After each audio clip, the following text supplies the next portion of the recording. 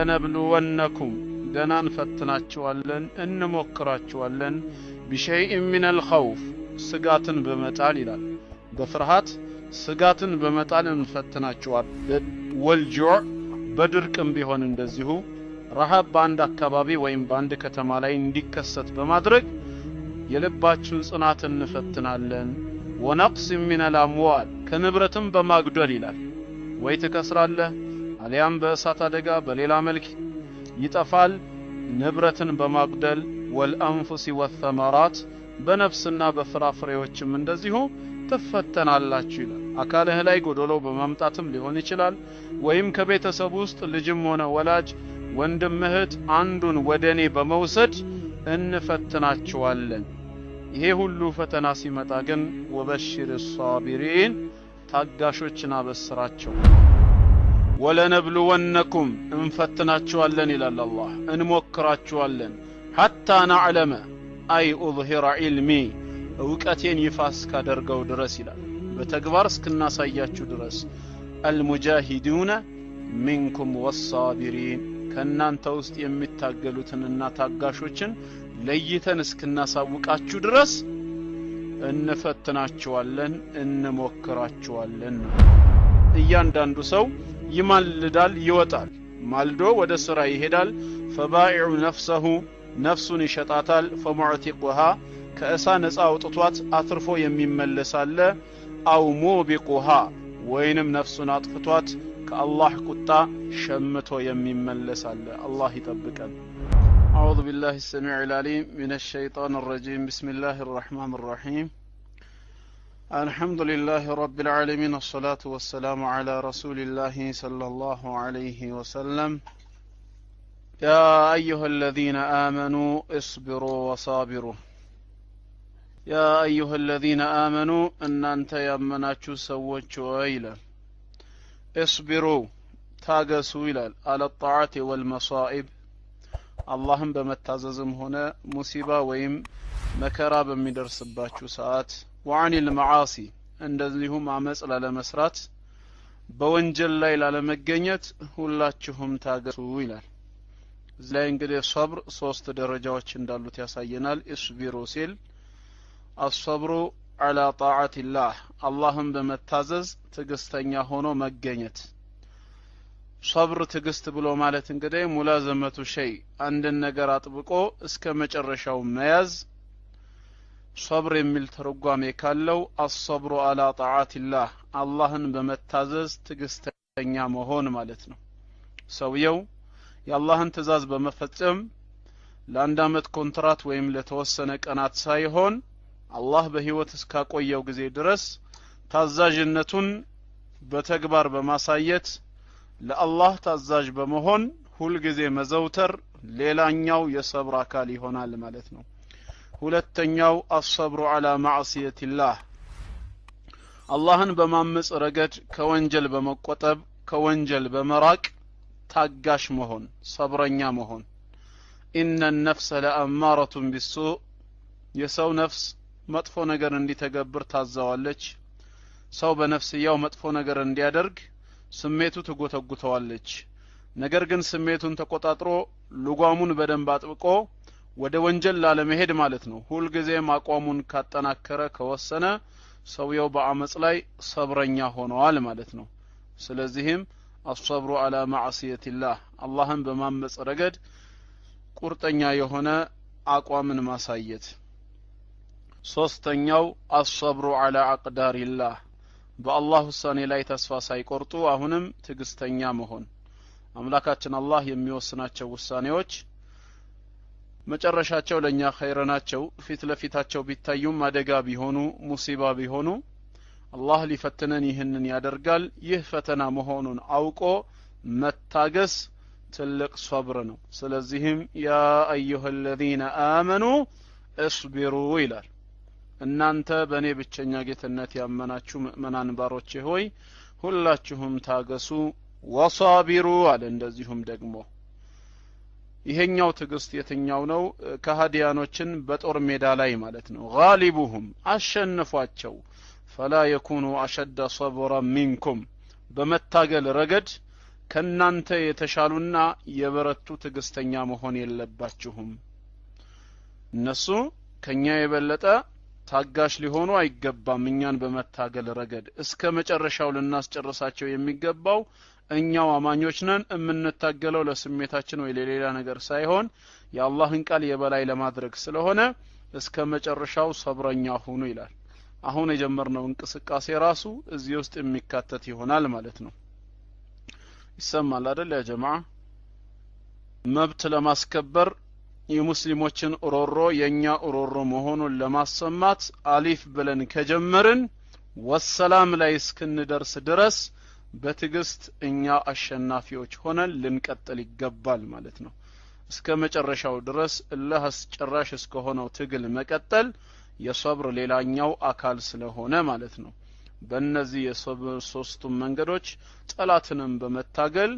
አማኞች ሆይ ታገሱ ነው የሚለው وقال تعالى በሌላም ስፍራ ላይ ምንድነው የሚለው ወለነብሉወነኩም ገናን ፈትናቸዋለን እንሞክራቸዋለን بشيء من الخوف ስጋትን በመጣል ይላል በፍርሃት ስጋትን በመጣል እንፈትናቸዋለን ወልጁዕ በድርቅም ቢሆን እንደዚሁ ረሃብ በአንድ አካባቢ ወይም በአንድ ከተማ ላይ እንዲከሰት በማድረግ የልባችሁን ጽናት እንፈትናለን ወነቅስ من الاموال ከንብረትም በማግደል ይላል ወይ ተከስራለህ አሊያም በእሳት አደጋ በሌላ መልክ ይጠፋል ንብረትን በማግደል ወልአንፉስ ወثمرات በነፍስና በፍራፍሬዎችም እንደዚሁ ተፈተናላችሁ ይላል አካልህ ላይ ጎዶሎ በማምጣትም ሊሆን ይችላል ወይም ከቤተሰብ ውስጥ ልጅም ሆነ ወላጅ ወንድም እህት አንዱን ወደኔ በመውሰድ እንፈትናቸዋለን ይሄ ሁሉ ፈተና ሲመጣ ግን ወበሽር الصابرين ታጋሾችን አበስራቸው መልካሙን የመስራች ንገራቸው الذين اذا اصابتهم مصيبه እነዚያ መከራ በሚያገኛቸው ሰዓት ሙሲባ በሚደርስባቸው ሰዓት قالوا إنا لله وإنا إليه راجعون እኛም የአላህ ነን ወደሱም ተመላሾች ነን የሚሉ ማለት ነው ይሄ የሙስሊሞች መለያ ቋንቋ ነው አንድ መከራ አንድ ሙሲባ ሲደርስበት ሙስሊም የሚሰጠው ምላሽ ኢና ሊላሂ ወኢና ኢለይሂ ራጂዑን እኛ ሁላችንም የአላህ ነን ወደርሱም ተመላሾች ነን በማለት የምንሰጠው ሙስሊሞች ብቻ ነን እንዲህ የሚሉትን ታጋሾችና በስራቸው ነው የሚለው ሷቢሮች ታጋሾች አላህ ዘንድ የሚያገኙት ሽልማት አላህ ዘንድ የሚያገኙት ስጦታ ፈጽሞ ሊለካ እንደማይችል ሲገልጽ ምንድነው ያለው ኢንማ ይወፋ الصابرون اجرهم ታጋሾች ምንዳቸው የሚሰጣቸው አለ ምንዳቸው የሚሞላላቸው መነሻው በ10 እጥፍ ወይም በሰማት በቶ ሳይሆን بغير حساب ያለምንም ግምት ነው ይላል ያለምንም ግምት ለታጋሾች የተዘጋጀው ምንዳ ይህ ነው ይላል በዲን الاسلام ውስጥ ሁለት ነጥቦች አሉ ምንዳቸው በቁጥር ያልተሰፈረ ማለት ነው ማንኛውም ሐሰናት والحسنه بعشر امثالها ተብሏል በእስላም መነሻ እጥፍ ድርብ ሆኖ የሚመነዳው ሰውየው ኸይር ስራ ከሰራ ከ10 ይሆንና እስከ 700 ከዛም በላይ እንደ ሰውየው ንያ ነው እያደገ የሚሆደው ነገር ግን አላህ በሐዲስ القدس ላይ አንዱን ሲነጥለው ኢላ الصوم ብሏል ጾም ብቻ ሲቀር ነው ያለው ጾም ብቻ ሲቀር فانه لي وانا اجزي به እሱ ለኔ ነው እምመነዳው ምን ነኝ በቁጥር የማይለካ ምንዳ ነው ብሎታል እዚህ ጋር ደግሞ انما يوفى الصابرون اجرهم بغير حساب ታጋሾች ምንዳቸውን የሚያገኙት ያለ ግምት ነው ይላል የሷቢሮች ምንዳ እጅግ ከፍተኛ መሆኑን አላህ ይገልጽልናል ማለት ነው በሌላም አየት ታጋሽነትን ማሳየት ትግስተኛ መሆን የቁርጠኞች መለያ ባህሪ መሆኑንም አላህ ገልጾታል ወለመን صبر የታገሰ ሰውና ወغفر ይቅር ያለ በይቅርታ ያለፈ ሰው ان ذلك لمن عزم الامور እነዚህ ነገሮች ከቆራጥ ጉዳዮች ከቆራጥ ባልተቤቶች ናቸው ነው ለኔ ነው የሚለውን ዝርዝርልን ሁድ ኢላ الصوم ጾም ብቻ ሲቀር አምላካችን አላህ አደም ልጅ ምንዳው ለርሱ ነው ምንዳው ከ10 እስከ 700 እጥፍ ድርብ አድርጌ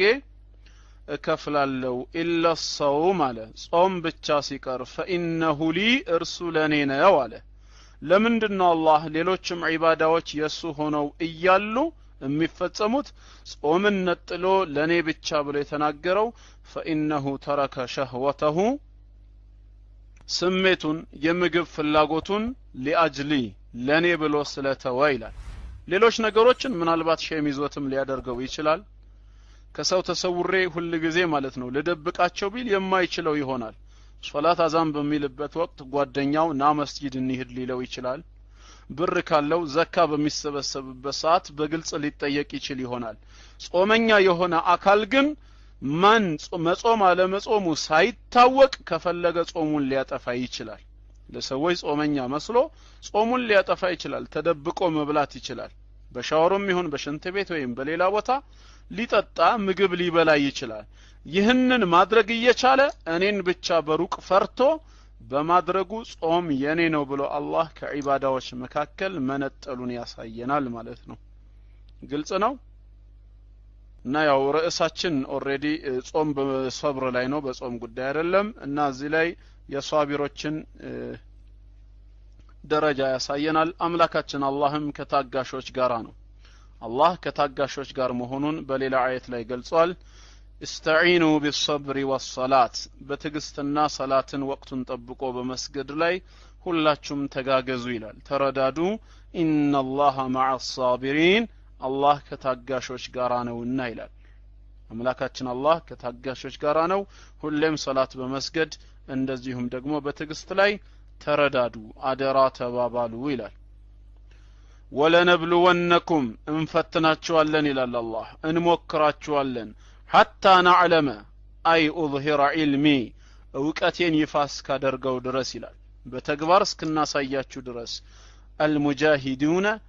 منكم والصابرين ከናንተ ውስጥ የሚታገሉትንና ታጋሾችን ለይተን እስክናሳውቃችሁ ድረስ እንፈትናችኋለን እንሞክራችኋለን ነው የሚለው እና والآيات في الأمر بالصبر وبيان فضله كثيرة معروفة ትግስትን በተመለከተ የትግስትን ደረጃ የሚገልጹ የቁርአን አንቀጾች እጅግ ብዙ ናቸው ሶብር ጥቅሙ ትልቅ ነው ማለት ነው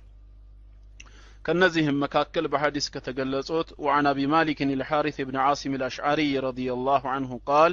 قال رسول الله صلى الله عليه وسلم ነብያችን صلى الله عليه وسلم ኢማሙ ሙስሊም በዘገበው የሐዲስ ሰንሰለት ላይ ምን ይላሉ الطهور شطر الايمان አሉ ንጽህና የኢማን ግማሽ ነው አሉ ንጽህና ወደ ኢማን ግማሽ የሚደርስ ነው ንጹህነት የሙስሊሞች መለያ ባህሪ ነው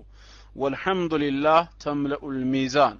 አልሐምዱሊላህ ብሎ አላህን ከልብ ማመስገን በኸይር ስራ ሚዛን ላይ የሚሞላ ነው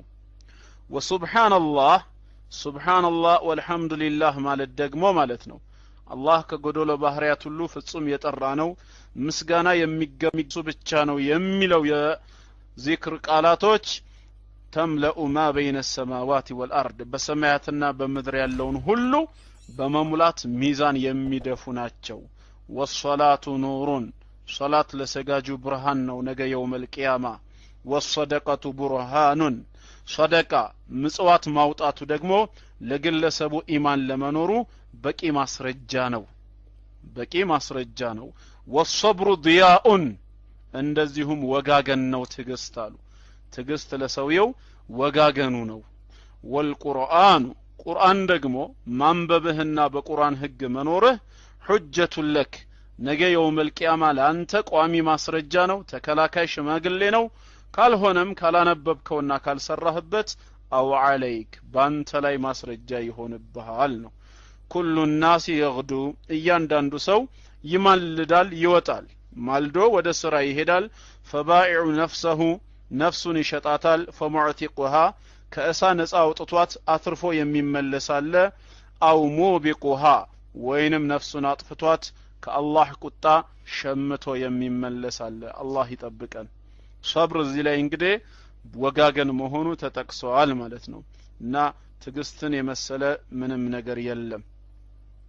وعن ابي يحيى صهيب ابن سنان رضي الله عنه قال قال رسول الله صلى الله عليه وسلم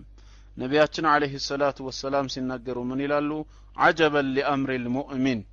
የሙእሚን ነገር እጅግ ይደንቃል አሉ። የሙእሚን ነገር እጅግ ይገርማል።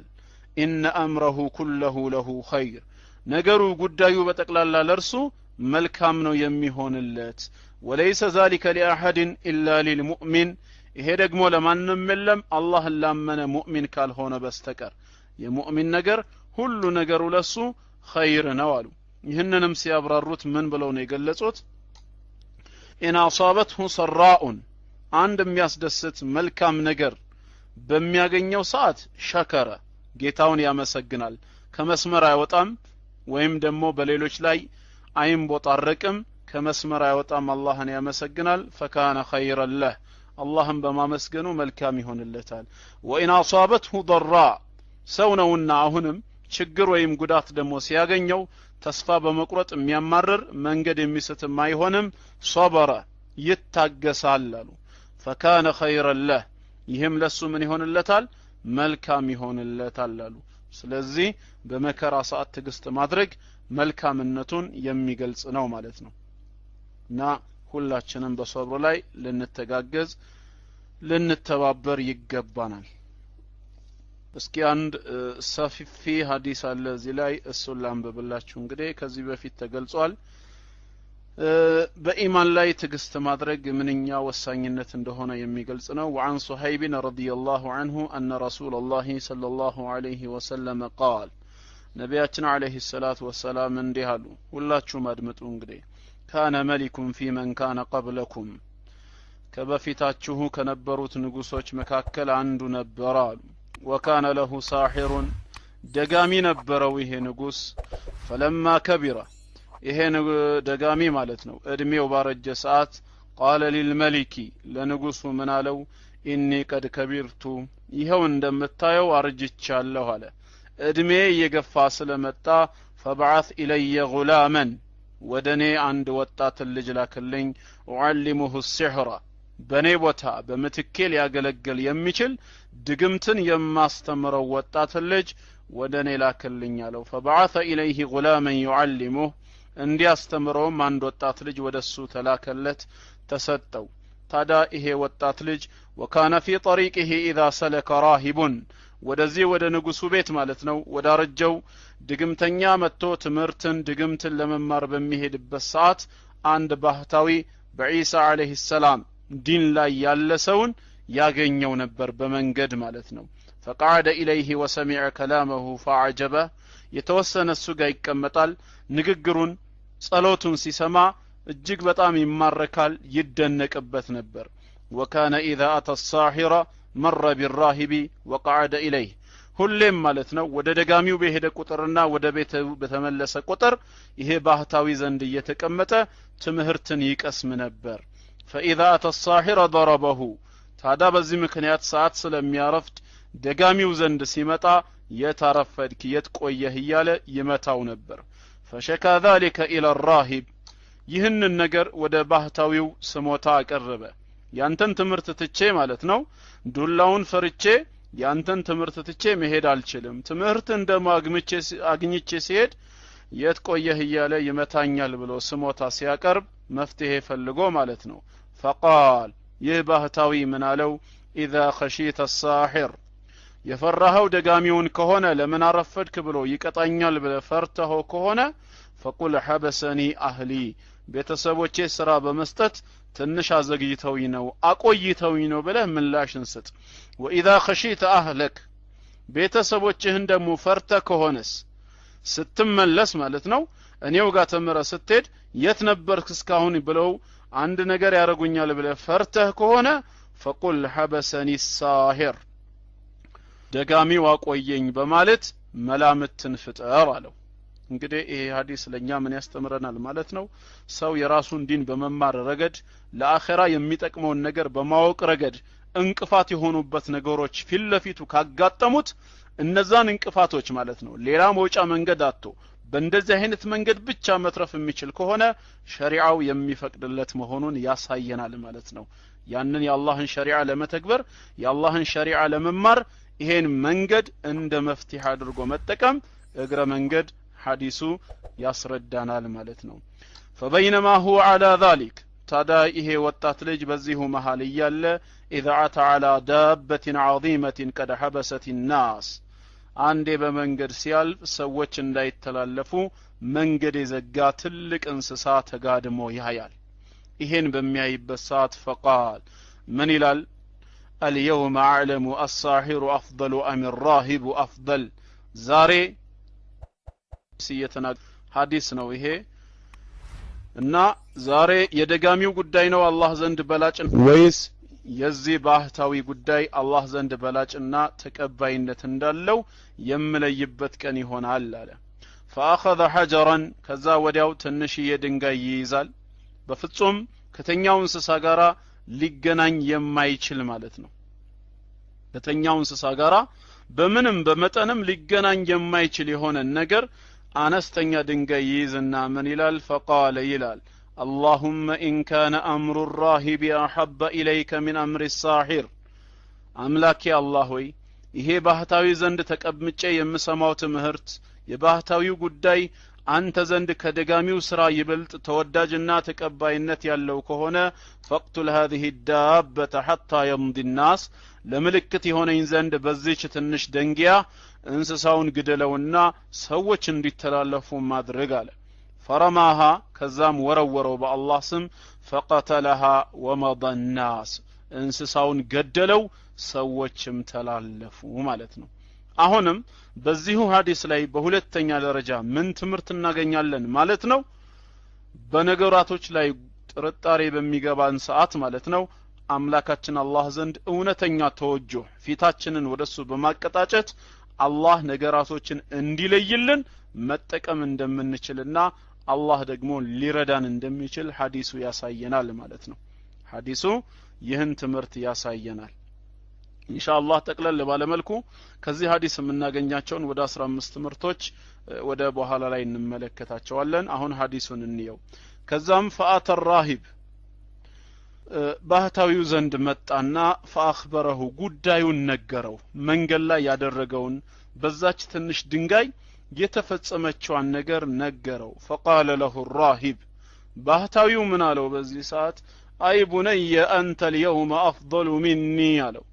ልጄ ሆይ ዛሬ አንተ ከእኔ በልጠሃል አለው። ዛሬ ከእኔ በልጠህ ተገኝተሃል። قد بلغ من أمرك ما أرى ይሄው እንደማየው ጉዳይህ እዚህ ደረጃ ላይ ደርሷል። በል እንግዲያውስ وإنك ستبتلى በዚህ ኢማን ልክ መፈተንህ አይቀርም ወደፊት ትፈተናለህ። فإن ابتليت ዋናው ነገር ግን ከተፈተንክ فلا تدل علي ወደኔ በፍጹም እንዳታመላክት አለው። وكان الغلام يبرئ الأكمه ይሄ ወጣት ልጅ በአምላካችን አላህ ፍቃድ ማለት ነው የውሮችን አይን ያበራ ነበር። አክመህ الذي ولد أعمى ገና ሲወለድ ከናቱ ማህፀን አይነ ግንባር ሆኖ የወጣ ማለት ነው። አይናቸውን ያድን ነበር። والأبرص ለምጻሞችንም በአላህ ፍቃድ ያድናቸው ነበር። ويداوي الناس من سائر الأدواء ሌሎችንም ሰዎች ከተለያዩ አይነት በሽታዎች በአላህ ፍቃድ ያድናቸው ነበር። فسمع جليس للملك ንጉሱ ዘንድ ተቀማጭ የሆነ አንድ ሰው ይህን ጉዳይ ወጣቱ መፈጸሙን ሰማ። ካነ قد عمي አይነ ስውር ደሞ ነበረ፣ አይኑ ታውሮ ነበር። فأتاه بهدايا كثيرة فقال ከዛም እጅግ ብዙ ገጸ በረከቶችን ሀዲያዎችን ይዞለት መጣና ምን አለው? ما ها هنا لك أجمع إن أنت شفيتني ይሄ ሁሉ በጠቅላላ ላንተ ገጸ በረከት ነው፣ ስጦታ ነው፣ ካዳንከኝ ነው ግን አለው። ካዳንከኝ ላንተ ነው የሚሆነው አለው። فقال ወጣቱም ምን ይላል? إني لا أشفي أحدا إنما يشفي الله تعالى እኔ አንድንም ማዳን አልችልም አለ። የሚያድን አንድ አላህ ብቻ ነው አለ። እኔ ማንንም ማዳን አልችልም፣ አላህ ነው የሚያድነው። فإن آمنت بالله تعالى አንተ በአላህ ብቸኛ ጌትነትና አዳኝነት ካመንክ دعوت الله فشفاك እኔ አላህን እለምንልሃለሁ አላህ በጥበቡና በችሎታው በቸርነቱ አንተን ያድንሃል አለው። فآمن بالله تعالى ይሄም ሰው በአላህ ብቸኛ ጌትነት አመነ። ሰውየውም ወጣቱ ልጅም ዱዓ አደረገለት። فشفاه الله تعالى አላህም ከዚህ በሽታ ነፃ ወጣው ዳነ አይኑ ተከፈተ ማየት ቻለ فأتى الملك ንጉሱ ዘንድ መጣ فجلس إليه كما كان يجلس ክሎዝ ኦኬ ታዳ ያው በአላህ ብቸኛ ጌትነትና አዳኝነት ካመነ በኋላ ኢንሻአላህ ያው መቆራረጥ ወይም ደግሞ ማቆም ሲጀምር መልእክት ተሰጡኛላችሁ ከዛም فأتى الملك فجلس إليه كما كان يجلس ንጉሱ ዘንድ መጣ በፊት ያው ይቀመጥ እንደነበረው እሱ ዘንድ መጥቶ ተቀመጠ አይኑ ድኗል አሁን فقال له الملك በጣም በመገረም ስሜት ማለት ነው ንጉሱ ምን አለው من رد عليك بصرك አይንህን ማን የመለሰልህ አለው አይንህን ማን የመለሰልህ ብሎ ሲጠይቀው قال ربي ያም ተቀማጭ የነበረው ሰው ምን አለ ጌታዬ ነው በማለት ምላሽ ሰጠ አይኔን የመለሰልኝ ጌታዬ ነው በማለት ምላሽ ሰጠ ከዛም ንጉሱ ምን ይለዋል አወለከ ረብ ገይሪ ደሞ ከኔ ሌላም ጌታ አለህ እንዴ ብሎ ሲጠይቀው ቃል ተቀማጩ ምን አለ ረቢ ወረቡከ አላህ የኔም ያንተም ጌታ አላህ ብቻ ነው እሱ ነው አይኔን የመለሰልኝ አለው فاخذه ወዲያውኑ ያዘው فلم يزل يعذبه بل ማን ነው አይንህን የመለሰልህ እያለ እሱን ከመቅጣት አልተወገደም حتى دل على الغلام ወደ ወጣቱ ልጅ እስኪያመላክት ድረስ ከዛም በኋላ ወደ ወጣቱ ልጅ አመላከተ فجيء بالغلام ይሄ ድግምት እንዲማር የተመረጠው ወጣቱ ልጅ መጣ فقال له الملك ንጉሱ ምን አለው አይ ቡነይ ልጄ ሆይ قد بلغ من سحرك ما تبرئ الأكمه والأبرص ይሄ ድግምትህ የውሮችን አይን እስከማዳን ለምጻምን እስከማንጻት وتفعل እንዲ ተአምራቶችንም እስከማድረግ ደረጃ ደርሳል እንግዲያውስ ምንድነው ሲለው فقال من على اني لا اشفي احد እኔ ማንንም አላድንም انما يشفي الله تعالى የሚያድን አላህ ብቻ ነው ብሎ ምላሽን ሰጠው فاخذه فلم يزل يعذبه እሱንም ያዘው ከመቅጣት ወደ ኋላ አላለም ማን ነው ይሄን ትምርት ያስተማረህ ብሎ ሲጠይቀው حتى دل على الراهب ወደዛ ወደ መጀመሪያው ባህታዊ እስከ መጠቆም ደረጃ እስኪጠቆም ድረስ ይቀጣው ነበር መጨረሻ ላይ ወደ ባህታዊው ጠቆመ فجاء بالراهب فقيل له ያ በትክክለኛው የኢሳ ዲን ላይ የነበረው ባህታዊ ተጠራና ተመለስ ارجع عن دينك ከዚህ ከያስከው እምነትህ ተመለስ ተባለ فابى እምቢ አለ እምነቴን እንኳን ይዤ እሞታለሁ እንጂ በፍጹም እምቢ አለ فدعا بالمنشار መጋዝ ተመጣ فوضع المنشار في مفرق رأسه መሃል አናቱ ላይ ተደረገበት فشقه ገዘገዘው حتى وقع شقاه አንድ ጎኑ ወደ ቀኝ ሌላ ጎኑ ወደ ግራ ሄዶ እስኪወድቅ ድረስ ለአላህ ዲን ብሎ ራሱ ለሁለት ተከፈለ ثم جاء بجليس الملك فقيل له ከዛም የንጉሱ ተቀማጭ የነበረው እሱም ተጠራና ተባለ ارجع عن دينك ከዚህ ሃይማኖትህ ተመለስ ተባለ فابى እሱም እምቢ አለ እውነት ተገልጾልኛል ሐቅን አይቻለው እሞታለሁ እንጂ ከእምነቴማ እንዴት እመለሳለሁ فوضع المنشار في مفرق رأسه فشقه به حتى وقع شقاه እሱም መሐላናቱ ተገዘገዘ አንድ ግማሽ አካሉ ወደ ቀኝ ሌላው ደግሞ ወደ ግራ እስኪወድቅ ድረስ ማለት ነው ثم جاء بالغلام የመጨረሻም ትንሹ ወጣቱ ልጅ ተጠራና فقيل له ارجع عن دينك እሱም ከሃይማኖትህ ተመለስ ተባለ فابى እምቢ አለ ከዛም فدفعه الى نفر من اصحابه ودبال دربوچو አሳልፎ ሰጠውና فقال من على اذهبوا به الى جبل كذا وكذا መቼም ልጅ ነውና የሆነ የሚያስፈራ ነገር ሲመለከት ሊመለስ ስለሚችል እንደዚህ ተብሎ ወደሚጠራ ተራራ ይዛችሁት ውጡና فصعدوا به الجبل የተራራው ጫፍ ላይ ድረስ ውጡ ከዛም فاذا بلغتم ذروته ጫፉ ላይ በደረሳችሁ ሰዓት ማለት ነው فان رجع عن دينه እሺ በቃ መለሳለሁ ካለ ይዛችሁት ትመጣላችሁ ወኢላ እምቢ ካለ ፈጥራሁ ወደ ገደሉ ወርውሩት ጣሉት በማለት ትእዛዝ ሰጣቸው فذهبوا به فصعدوا به الجبل ይዘውት ሄዱ ወደ ተራራውም ወጡ ልክ ጫፍ አካባቢ ላይ ሲደርሱ فقال ይህ ወጣት ልጅ ምን አለ በፊት ከሱ ጋር የነበረው አላህ አሁንም ከሱ ጋር እንዳለ ይርሐሙኪላህ አሁንም ከሱ ጋር እንዳለና እንደማይለየው ስላወቀ اللهم اكفينهم بما شئت الله ሆይ ይርሐሙኪላህ አንተ በሻኸው መልኩ እነሱን ብቃኝ እነሱን ተከላከልልኝ በማለት ዱዓ አደረገ فرجف بهم الجبل ተራራው ተንቀጠቀጠባቸው فسقطوا ከተራራው ላይ ለልጁ ያሰቡት ለነሱ ሆነና እነሱ ወደቁ ወደ ገደል وجاء يمشي الى الملك ብቻውን ወደ ንጉሱ መጣ فقال له الملك በመደንገጥ ስሜት ንጉሱ ምን አለው ما فعل اصحابك ባልደረቦችህ ምን ሆኑ ብሎ ሲጠይቀው فقال كفانهم الله تعالى እነሱንማ አላህ በቀኝ ተከላከለልኝ አለው فدفعه الى نفر من اصحابه ወደ ሌሎች ባልደረቦቹ ደግሞ አሳልፎ ሰጠውና ድጋሚ ምን አለ اذهبوا به فاحملوه في قرقر በመርከብ ውስጥ ከተቱትና ይዛችሁት ሂዱ አለ وتوسطوا به البحر ባህር መሃል አካባቢ ላይ ይዛችሁት ተጓዙና መሃል ላይ ሲደርስ فإن رجع عن دينه አሁንም ፈርቶ ከእምነቱ ከተመለሰ መልካም ይዛችሁት ኑ وإلا فقذفوه ካልሆነ ግን እዛው ባህሩ ላይ ጣሉት ይስመጣላቸው فذهبوا به ከዛም ይዘውት ሄዱ فقال من عليه ወጣት اللهم اكفينهم بما شئت الله ሆይ አሁንም አንተ በመትፈልገው መልኩ ከነሱ አደጋ አንተው ሁነኝ ጠብቀኝ በማለት ዱዓ አደረገ فانكفأت بهم السفينة መርከቢቷ ረገረገችባቸው فغرقوا ሁሉም ሰመጡ وجاء يمشي إلى الملك ብቻውን ወደ ንጉሱ መጣ فقال له الملك አሁንም ንጉሱ በጣም በደነገጠ ስሜት አለው ما فعل اصحابك ባልደረቦችህ ደግሞ ምን ሆኑ ሲለው فقال كفانهم الله تعالى الله እኔን በቃኝ በማለት ምላሽ ሰጠው فقال للملك አያይዞም ቀጠለና ምን አለው ይሄ ወጣት ልጅ انك لست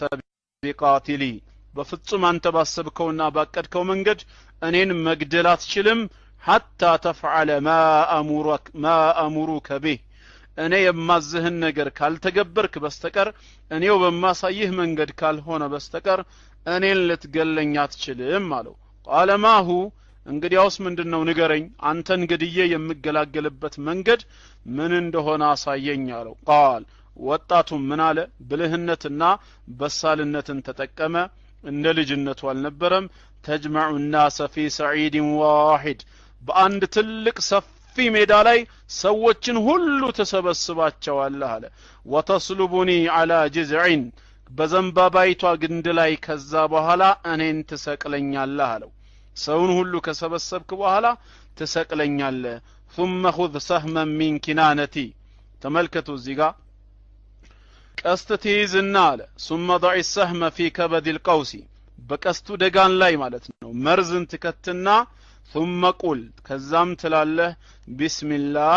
رب الغلام በአላህ ስም በዚህ ልጅ ጌታ ትልና ثم ارميني ከዛም ወርውርብኝ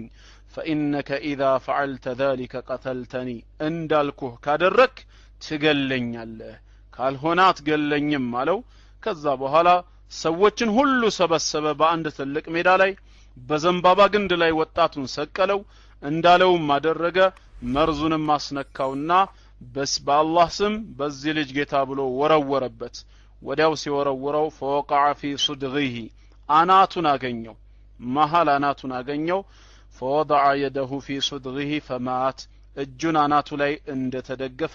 አንገቱን ወደ ቀኝ ያቀረቀረ ሆኖ ሩህ ወጣ ሞተ ማለት ነው በአላህ ስም ብሎ ሲወረውር ማለት ነው فقال الناس ያን ሁሉ ክስተት የተመለከቱ ህዝቦች ሁሉ ምን አሉ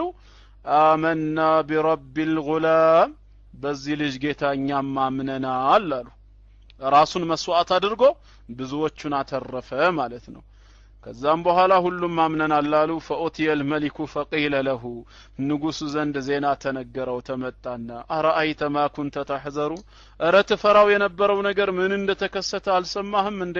ቀድ والله نزل بك حذرك ያ የምትፈራው የምትጠነቀቀው ነገር ይኸው ሰፈረብህ ቀድ آمن الناس ሰዎች ሁሉ አመኑ አለ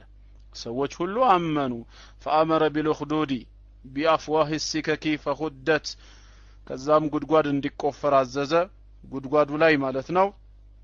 ተሰነጠቀ ወኡድሪመ ቢሺሃ ኒራን እሳት እንዲቀጣጠል ተደረገ ወቃለ ከዛም ምን አለ መለም يرجع عن دينه فاقحموه فيها ከእምነቱ የማይመለሰው እዚሁ እሳት ውስጥ ከተቱት ይቃጠል አለ ከዛም በኋላ ሰዎች አንመለስም ይያሉ እየተቃጠሉ حتى جاءت امرأة ومعها صبي لها عند سيت درسات تراوا ህፃን ልጇን ተሸክማ ጡት ያልጣለ ህፃን ይዛ ነበር ከዛም በኋላ ፈራች ወደ ኋላማ ፈግፈግ ጀመረች ህፃን ልጇንም ይዛለች እንዴት ትሆን فقال لها الغلام ህፃኑ ልጅ አምላካችን አላህ የመናገር ችሎታ ሰጠውና ምን አለ ያ ኡማህ اصبري فإنك على الحق እናቴ ሆይ صبر እዚህ ጋር ታገሺ አንቺ ያለሽው በሐቅ መንገድ ላይ ብሎ እናቱን አጽናናት ማለት ነው እና ረዋሁ ሙስሊም ታሪኩ ይሄንን ይመስላል ከዚህ ታሪክ ምንድነው እኛ የምንወስደው ቁም ነገር ከታሪኩ የምንማረው ምንድነው ከዚህ ታሪክ ብዙ የምንማራቸው ቁም ነገሮች አሉ ከነዚህ ቁም ነገሮች መካከል አንደኛ ኩሉ መውሉድን ይውለዱ ዐለ الفطرة ማንንም ሰው በተፈጥሮ ንጽህና የኢስላምን መንገድ እንዲቀበል ህሊናው የተዘጋጀ ሆኖ እንደሚወለድ አንደኛ ትምህርት እናገኛለን فاقتضت الفطرة السليمة أن تكون مع الحق والخير دائما ስለዚህም የሰው ተፈጥሯዊ ንጽህናው ተፈጥሯዊ ማንነቱ ሁሌም ከሐቅና ከኸይር ነገር ጋራ እንዲያዘነብል ይዳርጋዋል ማለት ነው ይሄው ይሄንንም ልጅ የባህታዊን ጉዳይ በሚሰማ ሰዓት ከደጋሚው ይልቅ ይበልጥ ይመስጠውና ያሳመነው እንደነበረ ማለት ነው ስንረዳ ከሐዲሱ ላይ የሰው ተፈጥሮ ሐቅ ላይ ሆኖ መፈጠሩን የሚያሳይ ይሆናል ማለት ነው አንደኛ ይህንን ትምህርት እንወስዳለን ማንንም ሰው በተፈጥሮ ማለት ነው ከአዳም የወረሰው ኃጢያት ኖሮ ኃጢያተኛ ሆኖ ወደ ሸር ያዘነበለ ሆኖ የሚፈጠር ሳይሆን ሐቅን ለመቀበል የተዘጋጀ አእምሮ ኖሮት የሚፈጠር መሆኑን እንረዳለን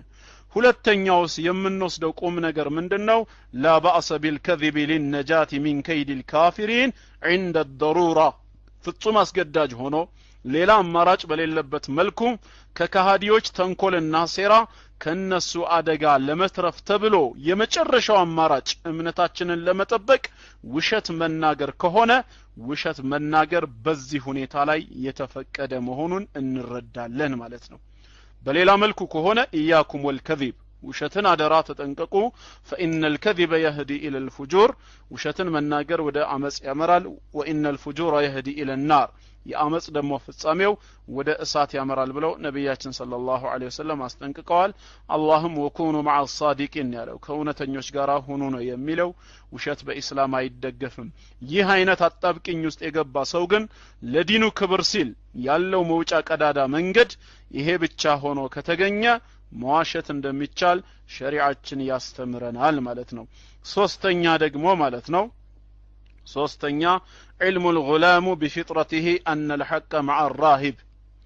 የዚህ የወጣት ልጅ ዕውቀት በተፈጥሯዊ አእምሮው ሐቅ ከባህታዊው ጋር መኖሩን መረዳት እንችላለን ማለት ነው ولكن أراد أن يقيم الحجة ያ ከመሆኑ ጋር ይበልጥ አይነ اليقين በአይኑ አይቶ እንዲያረጋግጥ ማስረጃን ለማቆም ስለፈለገ ኢብራሂም አለይሂ ሰላም ለካ አላህን ሙታንን ስታስነሳ እንዴት እንደምታስነሳ አሳየኝ እንዳለው እሱም ያው በህዝቦቹ ላይ ከልክሏቸው ለነበረው እንስሳ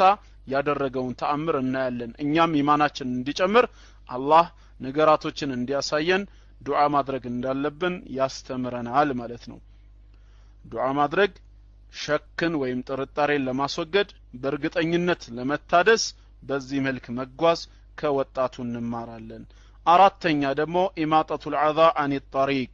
የሚያስቸግርን ነገር ከመንገድ እግረ መንገድ ማስወገድም በእስላም የተወደደ መሆኑን በዚሁ ሐዲስ ላይ እንማራለን وتخليص الناس من كرب وقعوا فيه من كرب وقعوا فيه ሰዎች ከወደቁበት ጭንቀት ሰዎች ከወደቁበት ችግርም አቅም በቻለ መጠን መርዳትና ችግራቸውን መካፈል የኢስላም ባህሪ መሆኑን እንረዳለን መሽሩዑን ወመጥሉብ يؤجر المسلم عليه ሃይማኖታዊ ድንጋጌ ያለው በሸሪዓችን የሚፈለግ ተግባሪው አካል የሚመነዳበት ተግባር ነው ሐዲሱ ላይ እንደምናየው ነብያችን ሰለላሁ ዐለይሂ ወሰለም የኢማኑም ዝቅተኛውም አካል ኢማጣቱል አዛ አን الطريق ብለዋል ሰውን የሚያስቸግር ነገር ከመንገድ ማስወገድ ብለው በሐዲሳቸው መክረውናል የሙዝ ልጣጭም ይሁን ብርቱካን ወይም አንተ በመትጓዝበት መንገድ ካገኘ አንተ ተጠንቅቀ ብታልፈም ካንተ በኋላ የሚመጣ ወንድም ወይ እህት ተንሸራተው ሊወድቁበት ሊጎዱ ስለሚችሉ ያንን አንስተህ ወደ ቆሻሻ መጣያ ገንዳ አለበዛም ጉድጓድ ውስጥ ቱቦ ላይ መጣሉ በራሱ አጅር እንደሚያሰጥ ከዚህ ሐዲስ ላይ የምንወስደው ቁም ነገር ነው ማለት ነው አጅርንም ያሰጠናል አምስተኛ المؤمن الصادق እውነተኛ ሙእሚን ምን አይነት ሰው እንደሆነ ምግረ መንገድ እንረዳለን እውነተኛ ሙእሚን ማለት هو الذي ينسب فعل الكرامات الى الله وليس الى نفسه አላህ ለሱ ክብር ለሱ ከራማ ብሎ የሚያደርግላቸውን ተአምራቶች ወደ ነፍስያው አስጠግቶ እኛ ኮነን እንዲያደርግነህ እኛ የሰራልንህ ነው በማለት የነዚህን ነገሮች ወደ ራሱ ሳያስጠጋ ወደ አላህ የሚያስጠጋ መሆኑን እንማራለን ይሄ ወጣት ልጅ ካዳንከኝ ይሄንን ሁሉ ገጸ በረከት ይዤልህ መጥቻለሁ ሲለው አይ የሚያድን አላህ ነው እያለ እሱ ሰበብያ ቢሆንም እውነተኛውን አዳኝ አላህን ሲገልጽ የአላህን ክብር ሽቶ ሲያስተምር በዚህ ሐዲስ ላይ እኛም ይሄንን ማድረግ እንዳለብን ይገልጽልናል ማለት ነው ባንቺ ወይ ባንተ ዱዓ አላህ ሰበብያ አድርጎ ያዳነው ወንድማችን ወይም የዳነች እህታችን ካለች በኔ ዱዓ ነው ከማለት ይልቅ አላህ ነው ያሻራት እየተባለ ሙሉ በሙሉ ወደ አላህ ማስጠጋቱ የሙእሚኖች መለያ ባህሪ መሆኑን ያሳየናል ማለት ነው ስድስተኛ በዚህ ሐዲስ ላይ ምን እንማራለን الاعتراف بالفضل ولو الى غلام صغير የፈለገ ህፃን ልጅ ቢሆን በእድሜው ወይም በማንነቱ ከኛ ያነሰ ቢሆን እንኳን ግን አላህ እሱን ያበለጠው ከሆነ ብልጫን መቀበል እንዳለብን ማመንና ዕውቅና መስጠት እንዳለብን በዚህ ሐዲስ እንረዳለን ያ ባህታዊ ረጅም ዘመን አላህን ዓቢድ የነበረው ሰው ኋላ ላይ ወጣቱ የተፈጸመለትን ተአምራት ሲያይ አይ ቡነየ አንተ اليوم افضل مني ዛሬ አንተ ከኔ በልጣሃል በማለት ዕውቅና ሰጥቶታል ትላንት መተህ እንዴት አንተ ከኛ ትሻላለህ ብሎ አላባረረውም ስለዚህም እኛም በእድሜ የሚያሱን ሰዎች ግን የአላህን ቃል በማወቅ ረገድ የአላህን ቃል በማሐፈዝ ከኛ ተሽለው ከተገኙ ዕውቅና ልንሰጣቸው ልናምን ይገባናል በላጭነታቸውን ማለት ነው ይሄም ከሐዲሱ የምንወስደው ቁም ነገር ነው ማለት ነው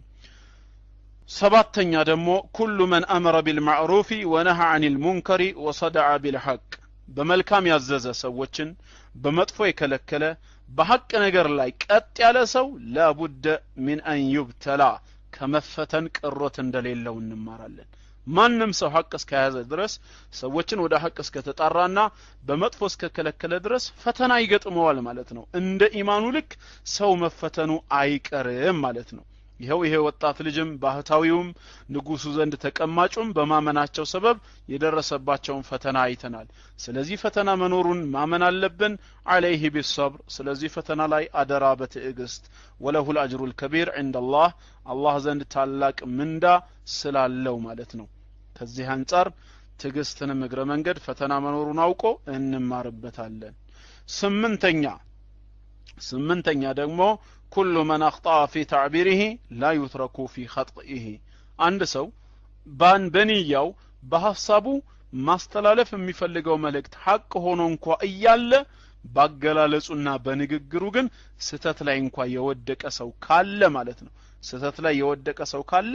አይተውም ማለት ነው በዝምታ አይታለፍም ያንን ነገር እንዲያርመው እንዲያስተካክለው መምከር እንዳለብን ሐዲሱ ይነግረናል በል ይበየነ ለሁ ወጅሁ الصواب የተሻለው መንገድና አገላለጽ የትኛው እንደሆነ ያስተምረናል لا سيما في عقيدة التوحيد በተለይ عقيدة التوحيد ላይ በተመለከተ ስለ አቂዳ ነክ ጉዳዮች ላይ በዝምታ አይታለፍም فالغلام يقول للوزير ለምሳሌ ያ ወጣት ልጅ ንጉሱ ዘንድ ተቀማጭ ለነበረው ሚኒስቴር ምን ይለው ነበር ኢኒ ላ አሽፊ አሐደን ያለው አራኔ ማንንም ማዳን አልችልም انما يشفي الله تعالى የሚያድንማ አላህ ብቻ ነው ሲለው ነበር ለዚህ ነው ኢብራሂም አለይሂ ሰላም واذا مرضت فهو يشفين በታመምኩ ሰዓት የሚያድነኝ አላህ ነው ብሎ ሲናገር እናያለን። ይህንንም እኛ ትምህርት እንወስዳለን ማለት ነው። ዘጠነኛ ከዚህ ሐዲስ ምንም እናገኘው ቁም ነገር አለ። ኢነ ሊላሂ ሪጃለን አላህ ጀግና ባሮች እንዳሉትም እንረዳለን። አቅዊያአ ቢኢማኒሂም በኢማናቸው እጅግ በጣም የበረቱ ናቸው። ሰውነታቸው የቀጨጨ ሊሆኑ ይችላሉ፣ ከሲታ ሊሆኑ ይችላሉ፣ ብዙም ያልገዘፉ ናቸው። ኢማናቸው ግን ከተራራ በላይ ጠንካራ የሆኑ አሉ ማለት ነው። ስለዚህም ፈመህማ ኡዚቡ የቱንም ያህል ቢቀጡ የቱንም ያህል የቅጣት አይነት ቢደርስባቸው ላ የርጅዑን አን ዲኒሂም ካመኑትና ከተቀበሉት ዲን አልኢስላም በፍጹም የማይመለሱ ጀግና ባሮች አሉት። ወላ ይርደውን الطغاة بكلمة فيها ضعف أو ኩፍር ወይንም ደግሞ አመጽ ያለበትን ንግግር በመናገር ወሰን አላፊዎችን ማስደሰት የማይፈልጉ ማለት ነው። ወለው ሁሪቁ በእሳት እንኳን ቢቃጠሉ ማለት ነው። በእሳት ቢቃጠሉ ወይንም ደግሞ ባህር ውስጥ ተሰመጣላችሁ ተብሎ ቢዛትባቸውም እንኳን እንዲህ አይነት ጀግና ባሮች እንዳሉት ልናውቅ ይገባል። እኛስ ከነዚህ ጀግና ባሮች አንፃር እንደው ኢማናችን ቢፈተን ምን እንላለን የሚለው የቤት ስራ ነው ማለት ነው። ዛሬ በጥፊ ብንመታ እውነተኛ ሐቂቃ ጥፊውስ እውነት ከኢማናችን ጋር እንዴት ነው? ሁላችንም ራሳችንን እንድናየው ይዳርገናል ማለት ነው። አስረኛ ደግሞ ምን እንረዳለን በዚህ ሐዲስ ላይ ማለት ነው? አስረኛ ላቡደ ሊከሊመቲል ሐቅ አን ተንተሲር ሐቅ ምንጊዜም እርዳታ እንደሚያገኝ ነው የምንማረው። ማንም ሰው ሐቅ እስከያዘ ድረስ ፍጻሜው ለማን ነው? ለሐቅ ነው። ሐቅ የበላይ ይሆናል፣ እርዳታን ያገኛል። እውነትና ንጋት እያደር ይጠራል እንደሚባለው ምንጊዜም ቢሆን ሐቅ እየጠራ የበላይ የሆነ እንደሚመጣ ነው የምናየው። ይሄው ፈልመሊኩ ያዕጂዙ አን ቀትል الغلام ንጉሱ ወጣቱን ልጅ መግደል አቃተው፣ ምንም ሊሟላለት አልቻለም። ነገር ግን እኔን መግደል ከቻልክ እኔ በማሳይህ መንገድ ካልሆነ በስተቀር እኔን መግደል አትችልም ብሎ ወጣቱ ልጅ ባሳየው መንገድ ንጉሱ የበታች ሆኖ ትእዛዙን ፈጸመለት። በዛ አካሄድ ደግሞ ሰዎችን ሁሉ እንዲያምንበት አደረገ ማለት ነው። ስለዚህ ሐቅ ምንጊዜም የበላይ መሆኑን እንረዳበታለን ማለት ነው። 11ኛ ከዚህ ሐዲስ የምንወስደው 11ኛው ቁም ነገር الغلام المؤمن يضحي بنفسه ليؤمن الناس ሰዎች እንዲያምኑ ብሎ ራሱን መስዋዕት ማድረጉን ትምህርት እንወስድበታለን። وهذا شأن المؤمنين المخلصين ይሄ ለአላህ ብቻ አጥርተው አላህን የሚያመልኩ የሙእሚኖች ባህሪ ነው። ሁሉም يسعون لإنقاذ أمتهم ኡማውን ለማዳን ኡማውን ለማንቃት ራሳቸውን መስዋዕት የሚያደርጉ የሚለፉ ናቸው። ወለው አዳ ذلك الى استشهادهم እነሱን ሰማዕት እስከ ማድረግ ደረጃ እንኳን ቢደርስ ራሳቸውን ሰማዕት አድርገው ራሳቸውን አጥፍተው ህዝቡን ግን ማትረፍ የሚፈልጉ ናቸው። فهم الى الجنه ذاهبون ያው የሚሄዱት ወደ ጀነት ነውና ولا تحسبن الذين قتلوا في سبيل الله اموات بالله መንገድ የሚገደሉ ባሮችን ሙታን ብለህ አትጥራቸው። በላህያኡን عند ربهم يرزقون ጌታቸው ዘንድ ህያዋን ናቸው ሲሳይን ይመገባሉ ስላለ ለሰው ብሎ መስዋዕት መሆንም በእስላም የተፈቀደ መሆኑን ያሳያል ማለት ነው። ጥቅም እንዳለው ከተረዳ ያ ነገር ለኡማው ትርፍ የሚያመጣ መሆኑን ከታየ እኛ ሞተን ሌላው ይትረፍ የሚለው የኢስላም መርህ መሆኑን እንማርበታለን ማለት ነው። እና ይሄን ነገሮች ሁሉ ነው የምንረዳው። በ12ኛ ደረጃ ምን እንማራለን? መሲሩል ሙእሚኒን ኢለል ጀና የሙእሚኖች ጉዞ ፍጻሜያቸው ወደ ጀነት ሲሆን ከሞት በኋላ ወመሲሩል ኩፋር የካህዲያኖች ግን ፍጻሜያቸው ጀሃነም ነው የሚሆነው። በዱንያም ቅጣት ስቃይ ሊደርስባቸው ይችላል፣ በአኺራም ደግሞ ጀሃነም እሳት ነው። አላህ ከእሳት ይጠብቀን። ሐዲሱ ከዚህም የበለጠ ሰፊ ቁም ነገሮችን ያስተምረናል። ያው ሁሉም መልእክታቸው እንግዲህ ሰብር ነው እና ሰብርን በተመለከተ ይህንን ይመስላል። جزاكم الله ወንድሞች جعلني الله وإياكم من الذين يستمعون القول فيتبعون أحسنه. اللهم أرنا الحق حقا وارزقنا اتباعه وأرنا الباطل باطلا وارزقنا اجتنابهم. اللهم انصر المسلمين في كل مكان، اللهم انصر المجاهدين في كل مكان، اللهم انصرهم على عدوهم وامكر لهم ولا تمكر عليهم برحمتك أرحم الراحمين. اللهم دمر اليهود ومن تبعهم من النصارى والمستشرقين برحمتك أرحم الراحمين. آمين. وسلام على المرسلين والحمد لله رب العالمين.